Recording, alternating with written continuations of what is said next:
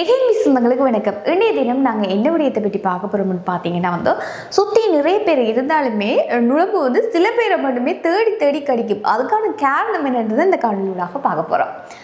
இப்போ பார்த்தீங்கன்னா நுழம்பு பரவல் அதிகம். அதாவது இப்போ நுழம்பு சீசன்டே சொல்லலாம். உண்மையில் நுழம்பு சில காரணங்களால் தான் சில பேரை அதிகம் கடிக்கும்.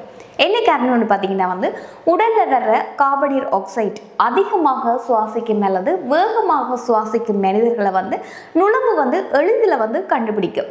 உடல் வாசனை, அதாவது வியர்வை லாட்டிக் அசிட், அமோனியா போன்ற வேதிப்பொருட்கள் சிலரிடம் அதிகமாக இருக்கும். சூடாக இருக்கும் உடலை நுழம்புகள் அதிகம் விரும்புமா. சில ஆய்வுகளின்படி ஓ வகை பிளட் குரூப் நுழம்புகள் அதிகம் விரும்பும் பிளட் குரூப்பாக அந்த ஓ வகை பிளட் குரூப் இருக்குது.